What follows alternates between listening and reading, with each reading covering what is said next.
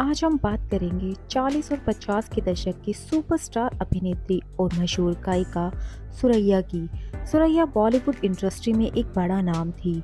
उन्होंने बहुत कम उम्र में ही अपनी गायकी और अदाकारी से एक अलग ही पहचान बना ली थी। दोस्तों, वीडियो पसंद आती है तो प्लीज़ इसे लाइक और चैनल को सब्सक्राइब ज़रूर करें। सुरैया का पूरा नाम सुरैया जमाल शेख था। 15 जून 1929 को लाहौर में जन्मी सुरैया अपने माता पिता की इकलौती संतान थी। उनके जन्म के एक साल बाद ही उनका परिवार बॉम्बे आकर बस गया और यहाँ उनके मामू जान एम जहूर फिल्मों में काम करने लगे। अपने मामा की वजह से ही सुरैया का रिश्ता हिंदी सिनेमा जगत से जुड़ा।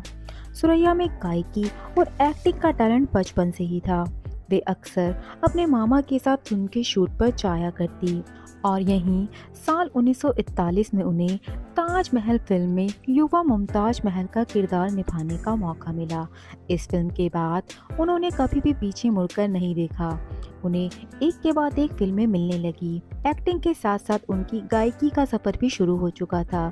सुरैया उस समय ऑल इंडिया रेडियो पर गाती थी और यहीं पर एक रिकॉर्डिंग के दौरान नौशाद अली ने उन्हें सुना।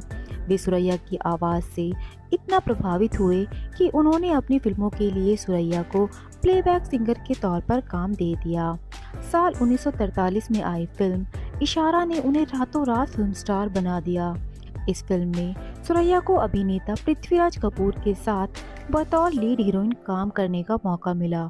उस समय सुरैया सिर्फ 14 साल की थी, जबकि पृथ्वीराज कपूर की उम्र 37 साल थी। इस फिल्म के दौरान पृथ्वीराज ने भी माना कि उनके लिए सुरैया के साथ काम करना आसान नहीं था, क्योंकि पर्दे पर वह उनकी हीरोइन थी और जैसे ही कैमरा बंद होता वे उनके लिए उनकी बेटी की तरह थी। पर पृथ्वीराज कपूर और सुरैया की इस फिल्म को बहुत सराहना मिली। 40 और 50 के दशक में सुरैया ने एक से बढ़कर एक फिल्में दी, जिनमें शमा, मिर्ज़ा गालिब, दो सितारे, खिलाड़ी, सनम, कमल के फूल, विद्या शामिल हैं। साल 1954 में आई मिर्ज़ा गालिब फिल्म में उन्होंने नवाब जान का किरदार निभाया, जो गालिब से बेहद प्यार करती थी। फिल्म में गालिब की 5 गज़लों को सुरैया ने अपनी आवाज़ दी। उनके गायन और अभिनय के चलते ये फिल्म हिंदी सिनेमा की बेहतरीन फिल्मों में शुमार होती है। इतना ही नहीं, इस फिल्म में उनके गायन के लिए उन्हें तत्कालीन प्रधानमंत्री जवाहरलाल नेहरू ने भी सराहा था। सुरैया के लिए नेहरू की यह सराहना किसी ऑस्कर से भी बढ़कर थी। यह फिल्म हिंदी सिनेमा की पहली फिल्म थी जिसे प्रेसिडेंट गोल्ड मेडल मिला। साल 1936 से लेकर साल 1963 तक सुरैया ने 67 फिल्मों में काम किया और लगभग 338 गानों में अपनी आवाज़ दी। सुरैया को अभिनय के साथ साथ गायकी में भी महारत हासिल थी। बॉलीवुड के इतिहास की मशहूर प्रेम कहानियों की बात की जाए तो उसमें सुरैया और देव आनंद की लव स्टोरी का जिक्र ज़रूर होगा।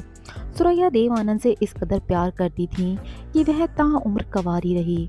पहली बार देव आनंद और सुरैया फिल्म विद्या के सेट पर मिले थे और यहीं से दोनों के बीच प्यार का सिलसिला शुरू हो गया। दोनों पहली नज़र में ही एक दूसरे को दिल दे बैठे थे। जिस दौर में सुरैया और देव आनंद का इश्क परवान चढ़ रहा था, उस वक्त देव आनंद का फिल्मी करियर उठ ही रहा था और सुरैया एक स्थापित नाम था।